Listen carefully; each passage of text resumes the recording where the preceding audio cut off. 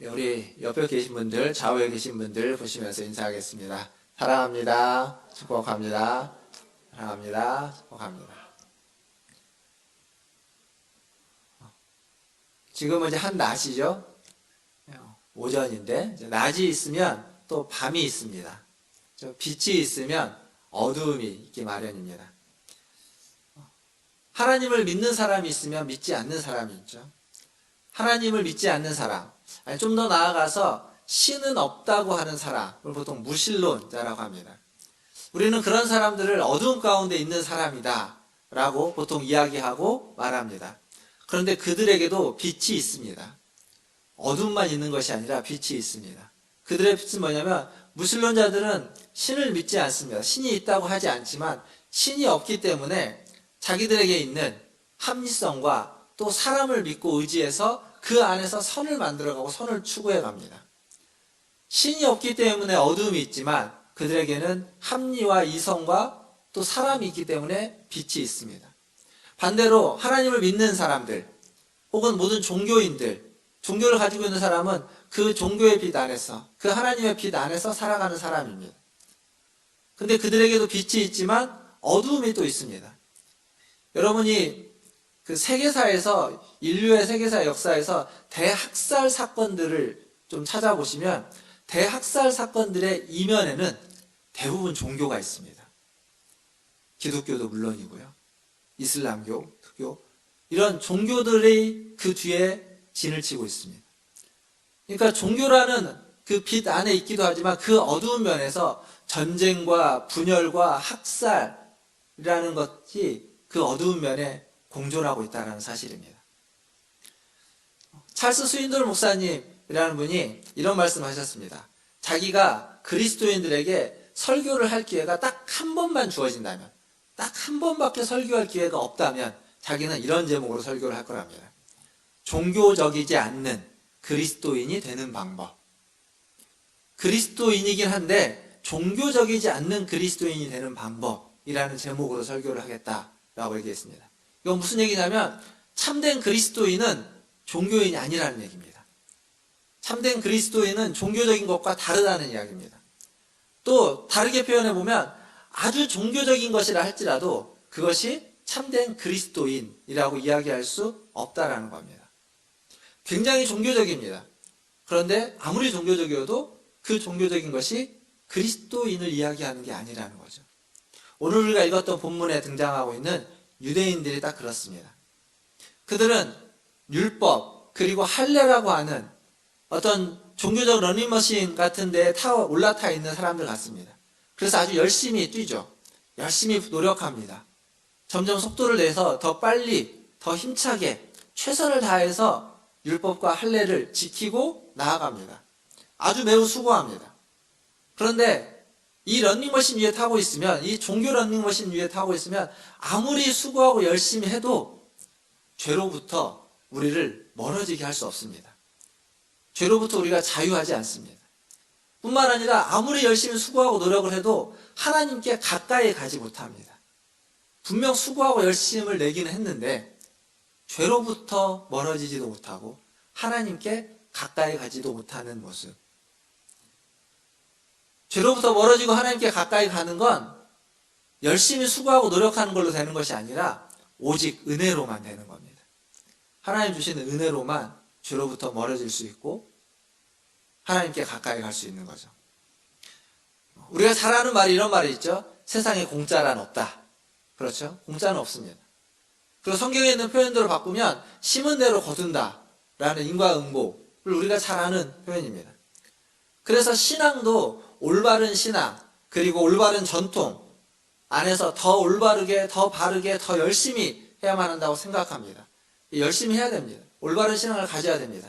근데 그것만으로 안 됩니다. 아니 그것만 추구하면 완전히 잘못된 길로 갈 수밖에 없습니다. 은혜인 거죠. 은혜. 오늘 본문에 등장하는 유대인이 그랬습니다.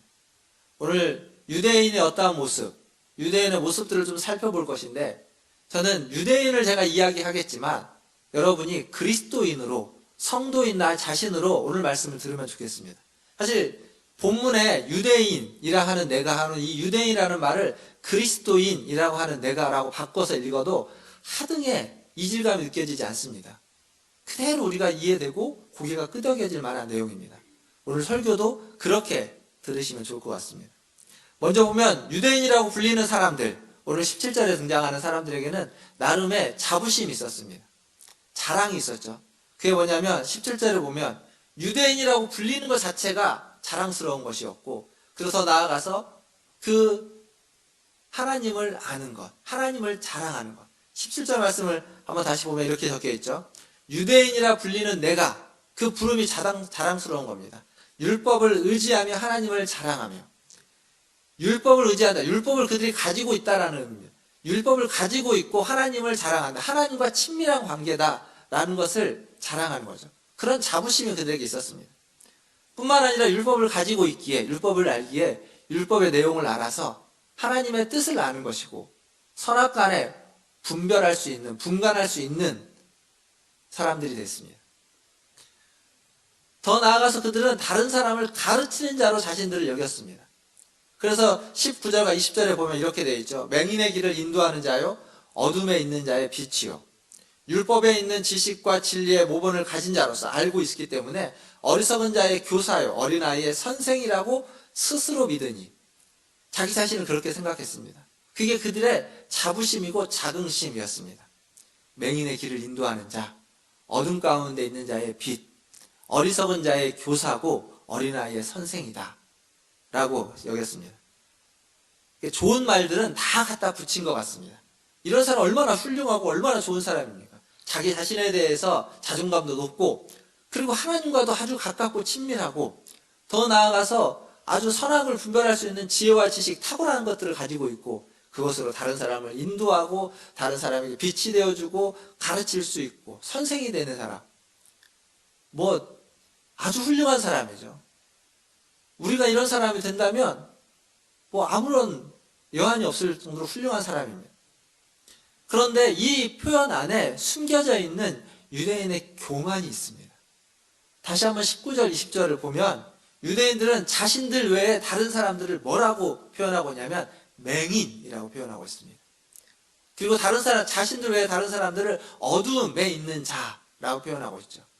그리고 다른 사람들을 어리석은 자, 그리고 어린아이라고 이야기하고 있습니다. 즉, 유대인이 나는, 그리스도인이 나는 다른 사람보다 더 큰 자이고 지혜로운 자이고 눈을 가지고 있는 자이고 빛인 자라고 비교해서 그들보다 훨씬 내가 위에 있다라고 스스로 믿고 생각하고 있다는 겁니다. 상대는 깎아내리고 자신은 높이고 있습니다. 이게 유대인의 모습입니다.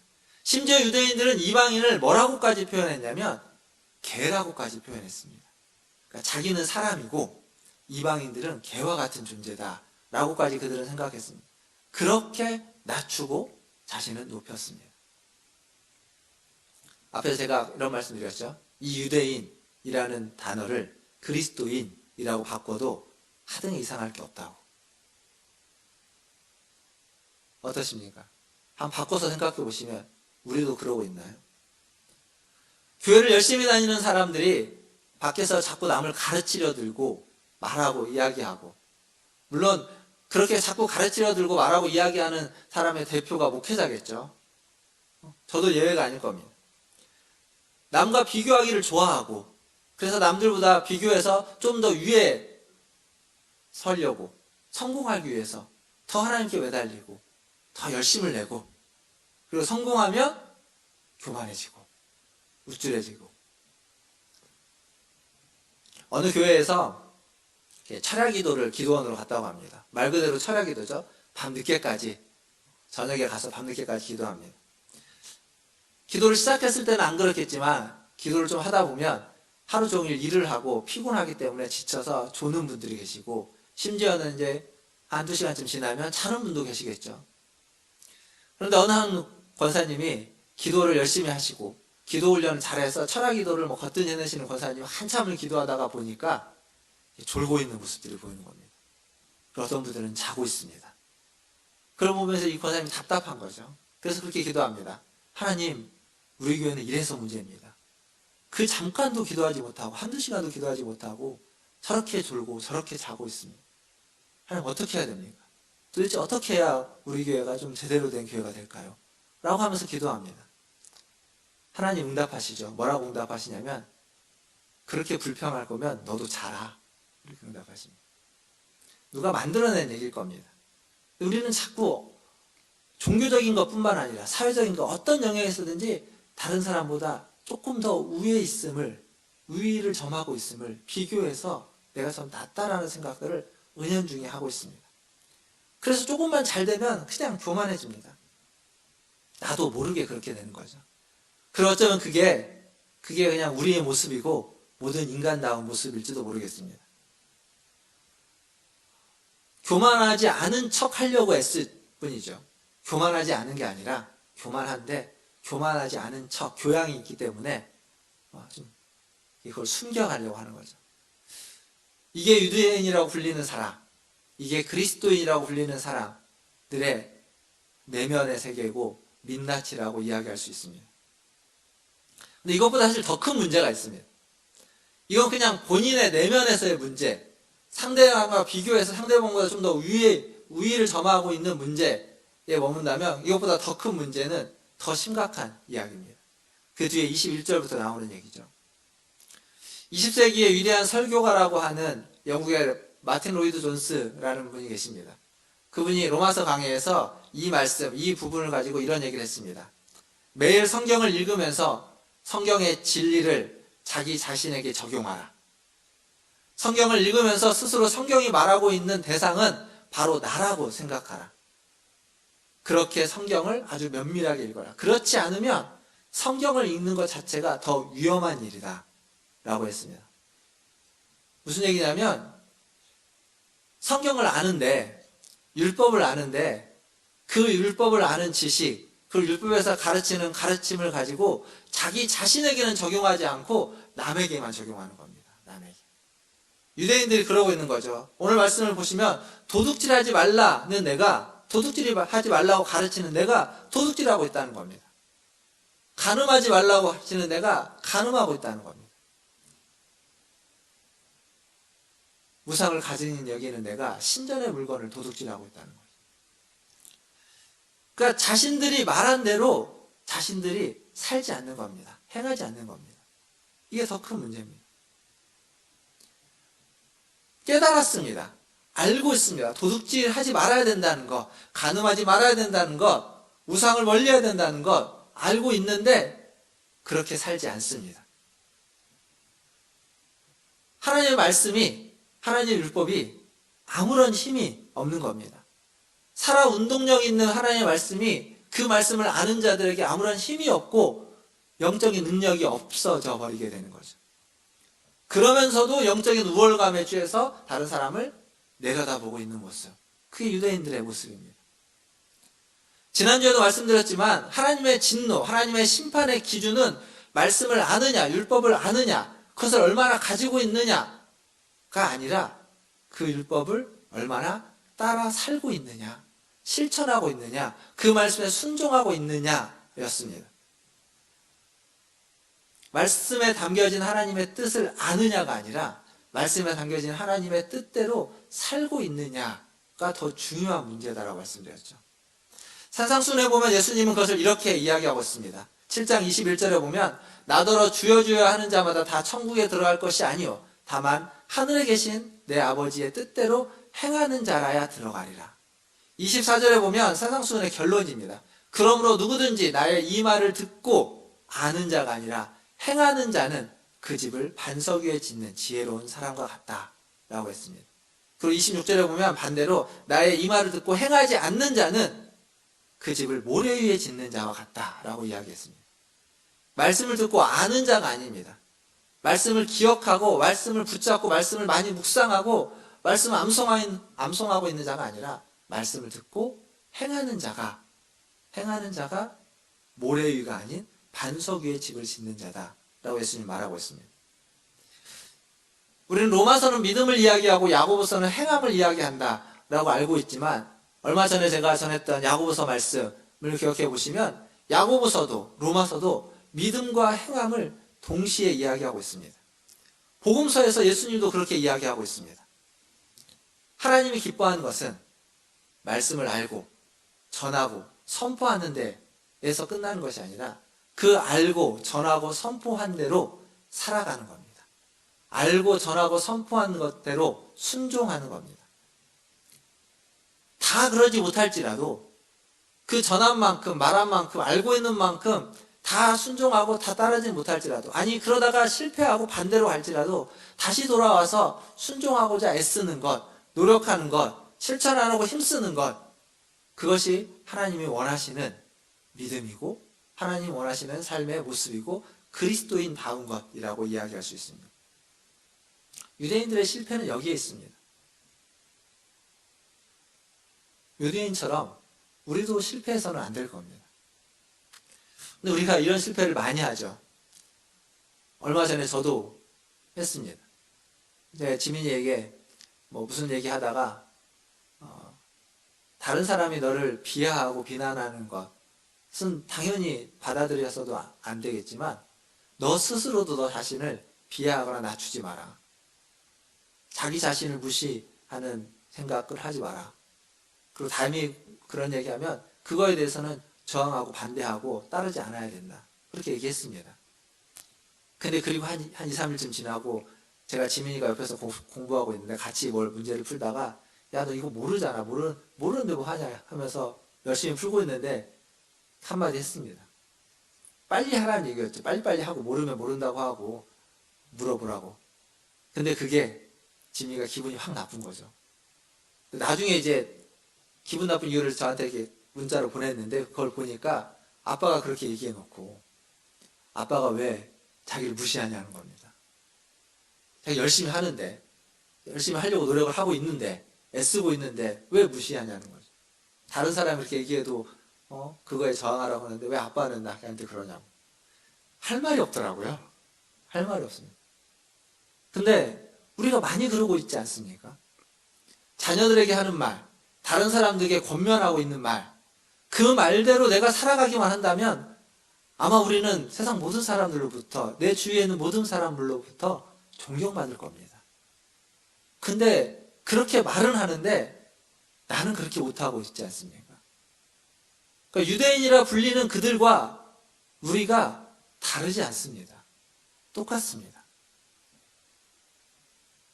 미국에 하몬이라는 교회가 있습니다. 아주 오래된 교회인데 그 교회 주변에 이 부동산이 이제 아마 이게 좀 몇 년 전 얘기일 겁니다. 부동산 몇 년이 오래됐겠네요. 미국의 부동산 경기가 한참 좋을 때. 그때 이제 옆에 이제 부동산 업자들이 주변에 있는 땅을 사가지고 그 지역을 개발하려고 합니다. 그러니까 이제 교회도 많은 땅을 가지고 있으니까 그 땅을 이제 아주 좋은 값에 산다고 하는 거죠. 그래서 이제 교회도 아주 좋은 기회 아니겠습니까? 그래서 그걸 좋은 값에 팔고 그리고 또 다른 좋은 땅에 이제 건물을 짓기로 해서 교회가 이제 그 과정을 진행하면서 건축위원을 세우고 연령별 대표들을 세워가지고 연령 대표들이 모여서 건축위원을 어떻게 교회를 건축을 할 것이냐 의논을 합니다. 그중에 어떤 사람들은 교회를 아주 전통적인 모습으로 아름답고 화려하게 그리고 예배를 드리고 영성을 추구할 수 있는 모습으로 건축을 하자라고 이야기를 하고 어떤 분들은 아니 지금 시대가 다르다고 다목적인 건물로 지어서 예배도 드리지만 교제도 하고 사람들도 오고 여러 가지 활동도 할 수 있는 다목적인 건물로 짓자고 합니다. 근데 이게요 하나로 합쳐지기 참 어렵습니다. 서로의 주장을 굽히지 않는 거죠. 그러다 보니까 갈등이 생기고 싸움이 되는 겁니다. 근데 이게 소문이 나기 시작합니다. 건축위원회에서 있었던 일이 교회 성도들에게 알려지고 그 성도들에게 알려진 일이 교회 밖 사람들에게 알려집니다. 그래서 사람들이 얘기하는 거죠. 아니 저 교회 사운드더라. 저 교회 싸우는데 옆에서 그럼 왜 싸우는데? 그러니까 아니 건물 짓는데 어떻게 지을까 갖고 싸운대더라. 라고 하니까 사람들이 뭐라고 하는 줄 아십니까? 걔네들은 왜 맨날 그러냐냐 이런 겁니다. 교회 이미지입니다. 건물을 어떻게 짓는 것 가지고 갈등을 일으키다가 정작 교회가 사람들에게 전해줘야만 하는 메시지를 더 중요한 것을 놓치고 있는 거죠. 왜 그렇죠? 말한 대로 행동하지 않는 겁니다. 사랑과 자비와 겸손을 이야기하고 있는데 사랑과 자비와 겸손이 없는 모습을 보여주고 있습니다. 그러니 아무리 사랑과 자비와 겸손을 이야기해도 아무도 그것에 귀 기울이지 않는 거죠. 사랑하는 성도 여러분, 여기 있는 이 유대인들과 같은 성도가 되지 않기를 주님의 이름으로 축원드립니다. 잘 알고 잘 믿고 그리고 잘 말하고 잘 가르치는 성도가 아니라 잘 안 되지만 실천하기 위해서 순종하기 위해서 애쓰고 힘쓰고 넘어져도 다시 일어나서 다시 실천하기 위해서 애쓰고 힘써서 우리가 알고 있는 수많은 말씀 중에 우리가 듣고 있는 수많은 말씀 중에 어느 하나 말씀이라도 붙잡고 그것 하나라도 순종해내는 그 한 말씀에라도 여러분의 삶에서 열매로 순종의 열매로 맺어가는 그러한 우리 문화순 예일교회 성도들 다 되시기를 주님의 이름으로 축원드립니다. 마지막으로 25절부터 29절까지 있는 말씀을 좀 보면 이 마지막에서 바울은 이제 할례라고 하는 것을 등장시킵니다. 할례. 율법에 대해서 앞에서 좀 이야기하다가 할례. 사실 유대인의 신앙에 있어서 율법과 할례는 아주 중요한 두 기둥이죠. 이 그 한 기둥인 할례를 이야기합니다. 할례는 창세기 17장에 그 기원이 있는데 할례의 의미는 이런 겁니다. 하나님과 하나님의 백성 사이에 언약을 맺고 그 언약의 증표로서 그 언약에 참여한다라는 상징으로서 할례를 행하는 겁니다. 모두에게 행하지 않고 남자들에게 행해서 그 모두가 다 거기에 참여한다라는 상징으로 하는 거죠. 유대인들은 이 할례를 받은 자는 우리에게 이 할례가 있는 한 우리는 하나님의 진노로부터 벗어날 수 있다. 아니 벗어났다라는 생각을 갖고 있었습니다. 그러니까 그들의 삶이 어떠하든지 상관없이 내가 할례를 받았기 때문에 하나님의 백성이 되었기 때문에 하나님의 언약에 참여한 자로서의 증표가 나에게 있기 때문에 나는 하나님의 진노와 심판에서 예외다라고 생각했습니다. 이게 무슨 생각과 같냐면 부적을 가진 자와 똑같습니다. 부적을 가지면 그 부적을 내가 지니고 있으면 내가 어디를 가든지 어떤 상황이 있든지 내가 뭘 하든지 상관없이 이 부적이 날 지켜줄 것이다. 어떤 안 좋은 일들, 어떤 해함으로부터 나를 지키고 보호해 주실 것이다 라고 믿는 것과 똑같은 겁니다. 지금 그러고 있었습니다. 근데 바울의 얘기가 이겁니다. 바울의 얘기를 딱 한마디로 말하면 그건 어린 반푼어치도 없다는 겁니다. 말도 안 된다는 겁니다. 할례는요, 창세기 17장에 나오는 할례는 하나님이 증표를 주셨는데 무엇에 대한 증표냐면 하나님과의 관계에 대한 증표입니다. 관계에 대한 증표라는 사실을 우리가 잊지 말아야 됩니다. 제가 조금 살이 쪄서 제가 결혼 반지를 계속 끼고 있었거든요. 차고 있었는데 좀 살이 쪄가지고 반지를 얼마 전에 좀 뺐습니다. 뭐 아무도 관심이 없지만 저 혼자 이제 하는 것. 이따가 빼니까 약간 좀 이렇게 허전하긴 한데 가끔 허전함이 느껴지는데 근데 이 반지가 있다면 결혼 반지는 무엇을 상징하는 걸까요? 나에게 사랑하는 배우자가 있다는 걸 말해주는 겁니다. 그거의 증표죠. 난 결혼을 했고 사랑하는 배우자가 있다는 걸 말해주는 겁니다. 그런데 지난주에 그 예화 드렸던 롱비치에 차 타고 드라이브 갔던 사람처럼 나의 배우자가 있는데 나랑 함께 드라이브 가고 놀러 가고 있는 사람이 내 배우자가 아니라 다른 사람이라면 그 결혼 반지는 뭘까요? 사랑의 증표? 결혼했다라는 증표? 나에게 사랑하는 배우자가 있다라는 증표일까요? 아니면 거짓의 증표일까요? 유선자라는 증표인 겁니다. 할례가 그렇습니다. 할례는 분명 하나님과의 관계의 증표입니다. 하나님의 언약에 참여했다라는 증표입니다. 그런데 그 언약을 깨트려버리면, 그런데 그렇게 살지 않으면 그 할례가 위선자라는 증표가 되는 겁니다. 나쁜 놈이라는 증표가 되는 겁니다. 그래서 성경은 할례를 행하는데 마음의 할례를, 몸의 할례가 아니라 마음의 할례를 행해야 된다라고 이야기합니다. 오늘 우리가 읽었던 말씀 29절에도 그 얘기를 하고 있지만 구약에 또 여러 번 그 얘기를 반복해서 말해주고 있습니다. 신명기 10장 16절에 보면 그러므로 너희는 마음에 할례를 행하고 다시는 목을 곧게 하지 말라. 마음에 할례를 행하라 라고 이야기합니다. 또 신명기 30장 4절에도 그렇게 얘기합니다. 내 하나님 여호와께서 내 마음과 내 자손의 마음에 할례를 베푸사 뜻을 다하여 내 하나님 여호와를 사랑하게 하고 내 생명을 얻게 하실 것이며, 예레미야서 4장 4절에도 똑같이 이야기합니다. 유다인과 예루살렘 주민들아, 너희는 스스로 할례를 행하여 너희 마음 가죽을 베고, 원래 할례는 남자의 성기에 그 표피를 베는 건데 거기가 아니라 마음의 가죽, 굳어진 마음의 가죽을 베어내라는 겁니다. 마음의 할례를 행하라는 겁니다. 여호와께 속하라. 그리하지 아니하면 너희 악행으로 말미암아 나의 분노가 불같이 일어나 사르리니 그것을 끌 자가 없으리라. 그렇게 하지 아니하면 하나님의 말씀을 어겼기 때문에 악행으로 말미암아서 하나님의 심판이 너에게 임할 것이다 라고 말해주고 있습니다. 차라리 할례가 없는 게 낫습니다. 몸에 할례가 있으면 더 어려워. 결혼 반지 차라리 안 끼고 있는 게 나은 겁니다. 결혼 반지가 없더라도 서로 사랑하는 게 나은 거죠. 몸에 할례가 없어도 말씀에 순종하는 게 훨씬 나은 겁니다. 그래서 그리스도인이라는 말은 겉으로 그리스도인이 아니라 속으로, 내면이 그리스도인이어야만 한다는 이야기입니다. 그게 진짜 그리스도인입니다. 몸의 할례가 아니라 마음의 할례가 중요한 것이죠. 중요한 건 표시가 아닙니다. 그 표시가 가지고 있는 의미입니다. 그게 중요한 거죠. 말씀을 맺겠습니다. 고대 사회에서는 계약을 맺을 때, 언약을 맺거나 계약을 맺을 때 지금처럼 도장을 찍거나 사인을 하지 않고 계약을 깨트릴 경우에 받게 되는 저주의 모습을 하나의 어떤 행위 예술처럼 행동으로 표현합니다. 그래서 계약을 맺으면서 모래를 한 줌 쥐어가지고 머리에 뿌립니다. 서로의 머리에 뿌리고 자신의 머리에 뿌립니다. 그건 뭐냐면 이 계약을 깨면 먼지처럼 될 것이다 라는 것을 상징하는 거죠. 창세기 15장에서 아브라함과 하나님이 계약을 맺는, 그것도 고대 근동지방의 계약의 모습이니까 그때는 어떻게 하냐면 동물을 반으로 자르죠. 동물을 죽여서 반으로 잘라놓고 양쪽에다가 잘라놓고 그 사이를 계약을 맺는 당사자 둘이 걸어가는 겁니다.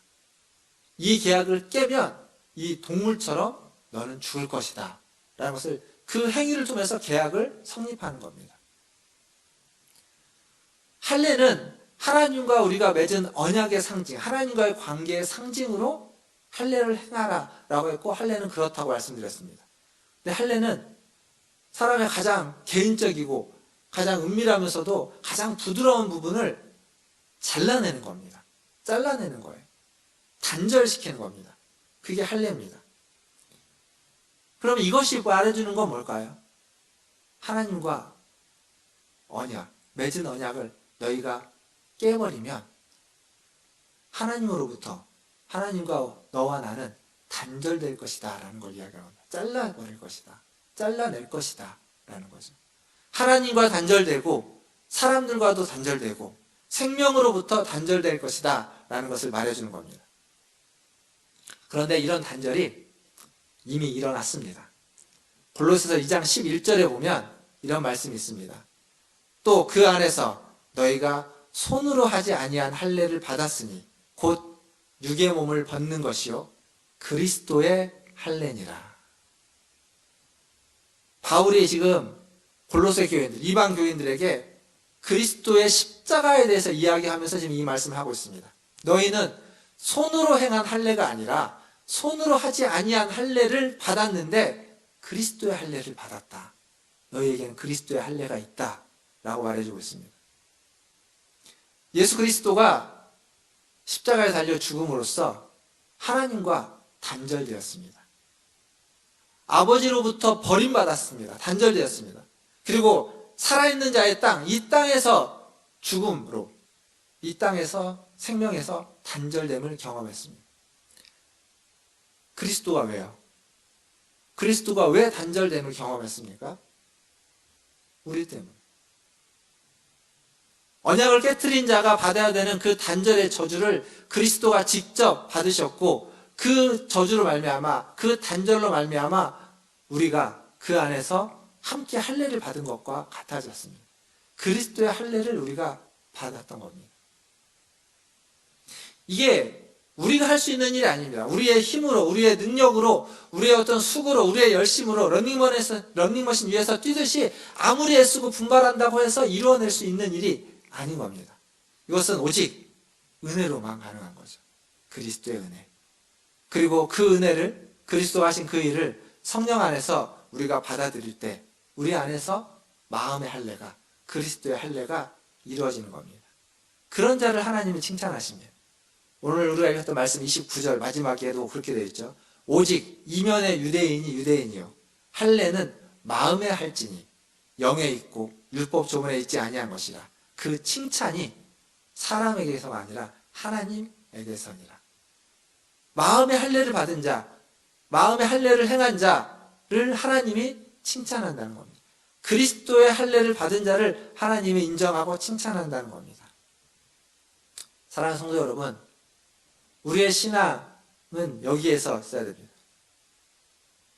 성령 안에서 주어지는 마음의 할례, 그로 말미암아서 죄로부터는 단절되고 하나님으로부터 단절되는, 율법 때문에 율법의 할례, 몸의 할례로 말미암아서 하나님으로부터 단절되는 것이 아니라 마음의 할례를 받아서 죄로부터는 단절되고, 그리고 그 단절을 넘어서서 하나님께 더 가까이 가는, 마음이 변화를 받아 새롭게 되어서 하나님이 선하시고 기뻐하신 뜻이 무엇인지를 분별하여 그대로 살아가는 그러한 그리스도인이 다 되기를 주님의 이름으로 축원합니다. 하나님이 원하시는 것입니다.